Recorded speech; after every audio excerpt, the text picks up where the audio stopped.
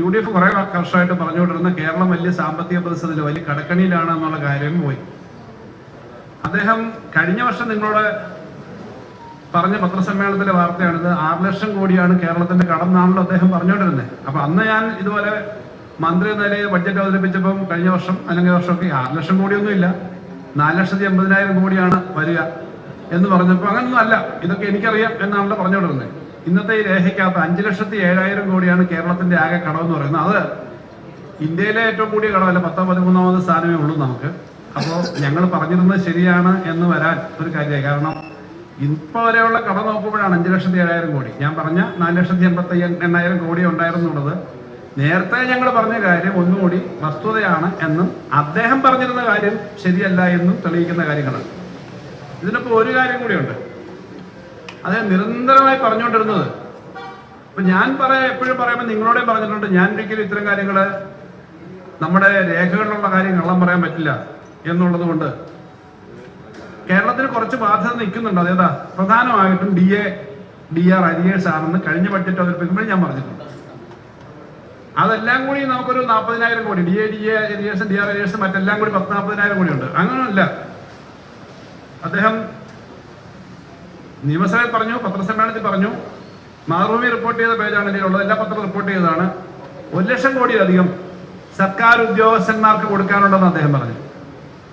1.25 ലക്ഷം കോടിയോളം കേരളത്തിലെ സർക്കാർ ഉദ്യോഗസ്ഥന്മാർക്കും ഔട്ട്സ്റ്റാൻഡിംഗ് പേയ്മെന്റും ഉണ്ട് എന്ന് അദ്ദേഹം പറഞ്ഞു. ഇന്നിപ്പോ എത്ര എക്സാജറേറ്റ് ചെയ്ത് കൂട്ടിയിട്ടും 48,000 ഉണ്ടെന്നാണ് പറഞ്ഞത്. ഇത് മാത്രമല്ല, എല്ലാം കൂടി ചേർന്ന് അതിനകത്ത് കുറച്ച് കാര്യങ്ങൾ കടമൊന്നുമായിട്ട് വരുന്നതല്ല, ബില്ല് ഓരോ മാസവും റേസ് ചെയ്ത് വരുന്ന കാര്യങ്ങൾ അടക്കം. എന്ന് പറഞ്ഞാൽ കഴിഞ്ഞ മാർച്ച് മാസം ധനകാര്യമന്ത്രി എന്നതിൽ ഞങ്ങളുള്ള മുഴുവൻ പണവും ഞങ്ങളുടെ മുന്നേ വന്ന എല്ലാ ബില്ലും ക്ലിയർ ചെയ്തു. പക്ഷെ അതിനുശേഷം ഏപ്രിലും മെയിലും വരുമല്ലോ, ഏപ്രിലും മെയിലും കൂടെ വന്നിട്ടുള്ള ചില ഡിപ്പാർട്ട്മെന്റുകളുടെ 100-300-200 കോടിയൊക്കെ കൂടെ ചേർത്ത് ഇതെല്ലാം കൂടെ ചേർത്തിട്ട് 48,000 കോടിയുള്ളൂ. അപ്പൊ രണ്ട് കാര്യങ്ങൾ ധവളപത്രം വഴി മനസ്സിലായി. കേരളത്തിൽ അങ്ങോളം ഇങ്ങോളം നടന്ന് അതിവിശ്വസനീയമായി കേരളത്തിൽ 6 ലക്ഷം കോടിയിലധികം കടമാണെന്നും സർക്കാർ ഉദ്യോഗസ്ഥന്മാർക്ക് മാത്രം 1 ലക്ഷത്തിലധികം കോടി കൊടുക്കാറുണ്ടെന്നും 1.25 ലക്ഷം കോടി കൊടുക്കാറുണ്ട്. ഈ ഇതെല്ലാം കൂടി ചേർന്ന് പറഞ്ഞത് ശുദ്ധ തെറ്റായ കാര്യമാണ്. ജനങ്ങളെ തെറ്റിദ്ധരിപ്പിച്ച് ഇടതുപക്ഷ ജനാധിപത്യ മുന്നണി ഗവൺമെന്റിനെതിരെ പറഞ്ഞ ആ നുണ അത് തെറ്റിപ്പോയി എന്ന് ഇപ്പൊ രേഖയിലുണ്ട്, ഇറക്കിയ ഈ ധവളപത്രത്തിന്റെ പുസ്തകത്തിലുണ്ട്. അദ്ദേഹവും അത് പറയണം. ഇവിടെ വന്ന് ഇങ്ങനൊരു ഒരു ഒരു ഒരു എക്സ്പെർട്ട് കമ്മിറ്റി വന്നല്ലോ, അവരെ കൊണ്ട് ഇവിടെ മാത്രം അവസാനിപ്പിക്കരുത്. ഇപ്പൊ പറഞ്ഞേക്കുന്ന 5 ഗ്യാരണ്ടികളുണ്ട്, അതിനത്ര ചെലവ് വരും, അതെങ്ങനെ കൊടുക്കും, എങ്ങനെയാണ് അതിന്റെ സോഴ്സ് എന്നുള്ള കാര്യം കൂടി ഇവരെ കൊണ്ട് തന്നെ പഠിപ്പിച്ചിട്ട് ഒരു റിപ്പോർട്ടോട് മേടിക്കണം. ഇതെന്ന് പറഞ്ഞാൽ നിലവിലുള്ള പൊസിഷനാണ്. അപ്പൊ അത് ഒരു റിപ്പോർട്ടോട് അതിന്റെ ഭാഗമായിട്ട് വരണം. അത് വളരെ പ്രധാനമാണ്. കാരണം എത്രയാണ് കോസ്റ്റ് എന്നുള്ളത് ഇപ്പോൾ അറിഞ്ഞൂടാ. അത് കൊടുക്കേണ്ടതാണ്, കൊടുക്കാൻ പറ്റും സാമ്പത്തികമായിട്ടെന്നുള്ളതാണ് ഞാൻ മനസ്സിലാക്കുന്നത്. അപ്പൊ അങ്ങനെ ചെയ്യണം. സംസ്ഥാന ഗവൺമെന്റിന് കിട്ടാനുള്ള പണം എന്തൊക്കെയാണ്, എന്തുകൊണ്ടാണ് ഇങ്ങനൊരു സ്ഥിതിയിലേക്ക് വന്നത് എന്ന് പറയേണ്ടതാണ്. എന്നാലേ ഈ ഒരു ഫിസിക്കൽ കണ്ടീഷനെ പറ്റി പറയാൻ പറ്റൂ. കേന്ദ്ര ഗവൺമെന്റിലേക്ക് ഉദ്യോഗസ്ഥന്മാരായിരുന്നവർ ചിലപ്പോൾ ഒരു പക്ഷേ ക്രിട്ടിക്കലായിട്ട് അതിനെ പറയില്ല. സെൻട്രൽ ഗവൺമെന്റിന്റെ ട്രാൻസ്ഫേഴ്സ് ഏറ്റവും കൂടുതൽ കുറഞ്ഞു എന്നുള്ളതാണ് ഏറ്റവും പ്രധാന കാര്യം. ഇതിനകത്ത് പറയാത്തൊരു കാര്യമുണ്ട്. ഞാൻ ധനകാര്യമന്ത്രിയായി വരുന്ന ആദ്യത്തെ വർഷം 33,000 കോടിയാണ് സെൻട്രൽ ഗ്രാന്റ് കിട്ടിയിരുന്നത്. ലാസ്റ്റ് വർഷം അത് 7,000 കോടിയേ ഉള്ളൂ. അപ്പൊ ഗ്രാന്റുകൾ വലിയ തോതി വെട്ടിക്കുറച്ച് തുടങ്ങിയ കാര്യമുണ്ട്. അപ്പൊ ഇപ്പോ സെൻട്രൽ ഗവൺമെന്റ് ഗ്രാന്റുകൾ വലിയ തോതി കുറഞ്ഞു. 2017 ഉമ്മൻചാണ്ടി സർക്കാരിന്റെ കാലത്തുണ്ടായിരുന്ന ട്രഷറിയിലുള്ള ഡെപ്പോസിറ്റ് പോലും ഇപ്പൊ ബോറോയിങ് ആയി കണക്കാക്കി 2017 ശേഷം 2022 ശേഷം 21 ഞങ്ങളുടെ ചോദ്യം എടുത്തത്. 2022 ശേഷം കിഫ്ബി പെൻഷൻ കമ്പനി എടുത്ത എല്ലാം ഞങ്ങളുടെ ബോറോയിങ്ങിൽ പെടുത്തി. അതുകൊണ്ട് 5 വർഷം കൊണ്ട് ബോറോയിങ്ങിൽ കിട്ടേണ്ട തുക 1.25 ലക്ഷം കോടിയോളം കിട്ടിയില്ല.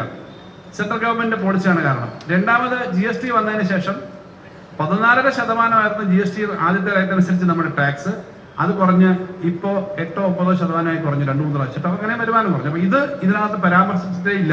ശരിക്കും സംസ്ഥാന ഗവൺമെന്റിന്റെ വരുമാനം കുറഞ്ഞത് എന്തുകൊണ്ടാണ്?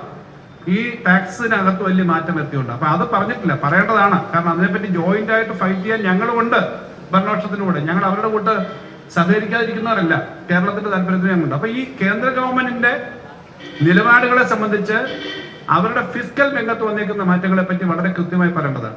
ഇവിടുന്ന് കൊടുത്ത ഡീറ്റെയിൽഡ് ആയിട്ടുള്ള പ്രപ്പോസൽ 3% കിട്ടേണ്ട തരത്തിലേക്ക് ഒരു പ്രപ്പോസലാണ് കൊടുത്തത്. റവന്യൂ ഡെഫിസിറ്റ് ഗ്രാന്റും തരണം എന്ന് പറഞ്ഞിരുന്നു. അവസാനം കിട്ടിയത് കഴിഞ്ഞ വയസ്സേക്കാളും കുറച്ചധികം കിട്ടി. 1.92 എന്നുള്ളത് 2.38 ആയി. ഫലത്തിൽ ഒരു വർഷം 10,000 കോടി രൂപ അധികം കിട്ടും. അതാണ് ഈ ഗവൺമെന്റിന് വന്ന ഏറ്റവും വലിയ ആശ്വാസം. 10,000 കോടി അധികം കിട്ടും. 5 വർഷം ആകുമ്പോൾ 50,000 കോടിയല്ല അധികം ആവുന്നത്. കാരണം ഓരോ വർഷത്തെ ഇൻഫ്ലേഷനും അല്ലെങ്കിൽ വരുമാന വർഷനോട് വരുമ്പോൾ 70,000 കോടി രൂപ 5 വർഷം കൊണ്ട് അധികം കിട്ടും. നല്ല കാര്യം. ഏത് ഗവൺമെന്റ് ആയാലും അത് വേണ്ടതാണ്. ധനകാര്യമന്ത്രി എന്ന നിലയിൽ അന്ന് അതിനുവേണ്ടി പ്രവർത്തിക്കേണ്ട ഉത്തരവാദിത്വം എനിക്കുണ്ടായിരുന്നു, മൊത്തം ഗവൺമെന്റ് ഉണ്ടായിരുന്നു. ആ പണം വന്നിട്ടുണ്ട്.